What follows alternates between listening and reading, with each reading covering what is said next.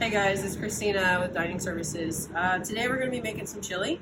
And first step is that we of course washed our hands. We got our station ready, sharp knife. We have our peppers and onions. We also have our canned beans, our burger, tomatoes that are mushed up for us, diced tomatoes, tomato juice, and our chili powder, or chili seasoning. So I'm going to go ahead and show you how to cut up an onion and cut up a pepper, and then we'll be back and get things going. Wash your hands, sanitize your station.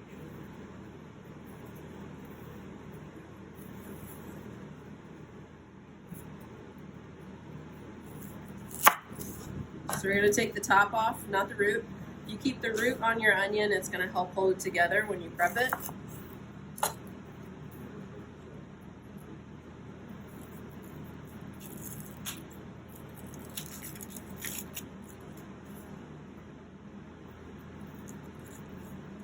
Take the peel off. Clean towel here. So you're going to want to slice into your onion. Not all the way. You want to leave the root connected. And then you're going to come over top.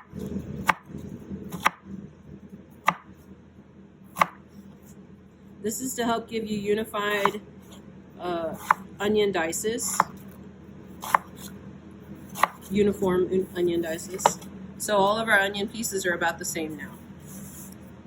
So I'm going to go ahead and show you how to do a pepper.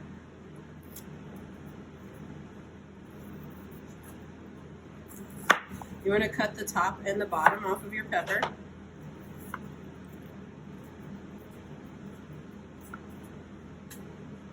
The easiest way I know how is to go ahead and slice down the side of the pepper and leave as much of the inside as possible.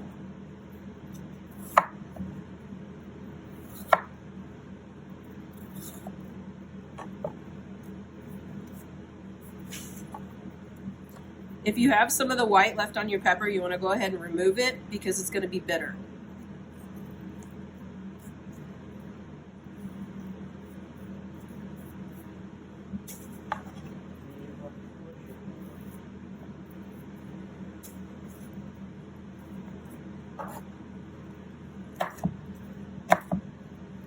We're going to try and make them close to the same size as our onion dices.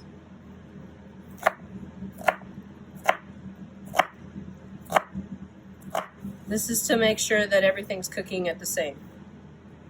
You're also going to be able to use your top and your bottom of your pepper. You're just going to need to make sure you get them close to the same size. So we're going to go ahead and finish chopping up our vegetables and get things started.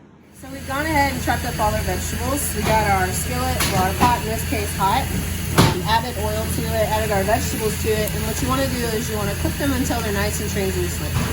Because we're doing such a large batch, we are cooking our vegetables separate from our meat. If you were doing this at home, you want to go ahead and once you've sauteed up your vegetables and they're nice and translucent, add your burger to it along with your seasoning.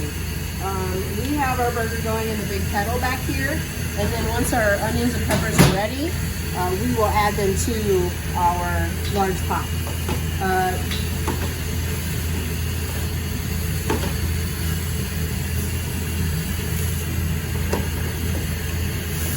As you can see, our onions are starting to get nice and glassy looking, glazed over a little bit. We're going to let them go just a little bit longer and then we'll add them to our meat. Once your burger is about halfway browned, I would say you could go ahead and add your seasoning to it. That'll help develop the flavor. If your burger is very watery or greasy, don't be afraid to drain off some of that grease.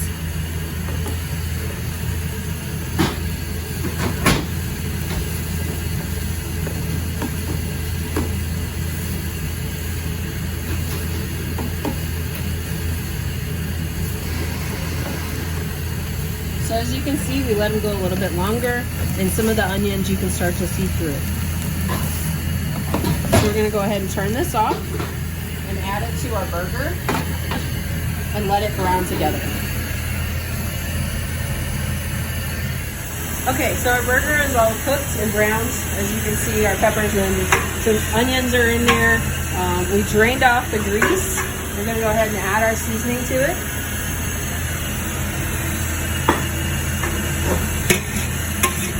Give it a good mix.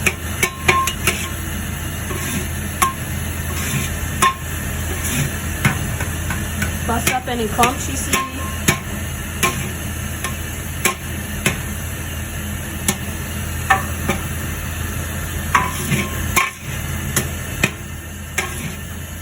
Now we're going to start adding our tomato ingredients. So first we got our diced tomatoes.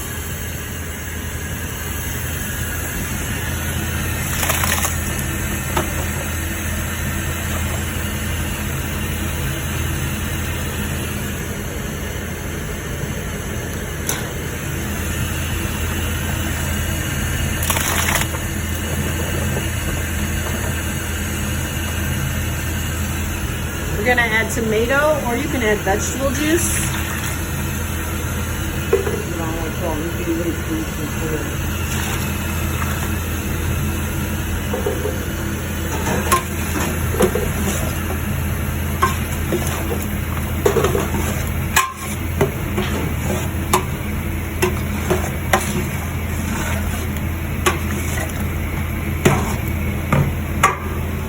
We went ahead and drained off our beans. We're gonna add those in just a second. Add some more tomato juice till it's what you like.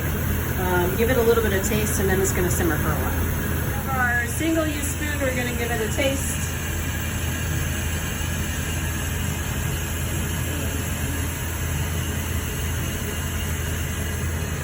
Need some salt and pepper, so we're gonna go ahead and add that.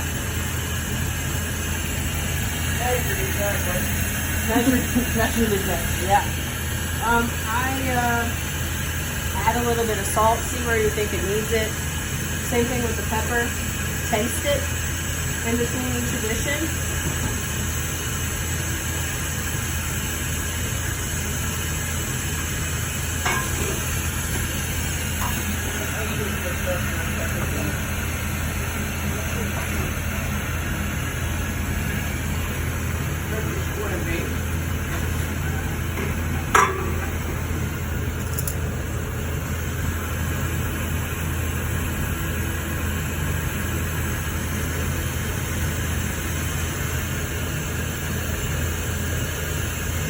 Almost there.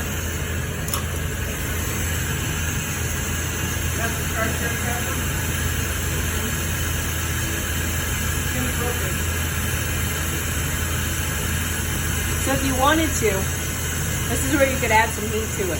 Some people like crushed red peppers in there. Somebody might just add some jalapenos. You could have done that with your peppers at the beginning.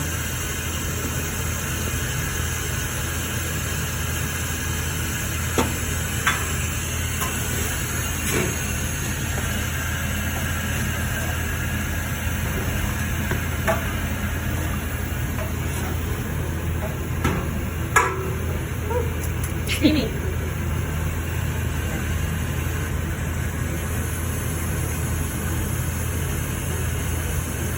All right, now we're cooking.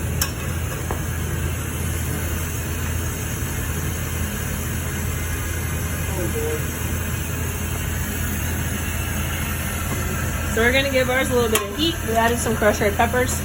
If you wanted to give it kind of a smoky flavor, you could also do some chilies and adobo. Would be a good flavor to add to your chili. Now that it's all good stirred up, we're gonna let it simmer for a while. We'll come back and taste it. And then you're good to go.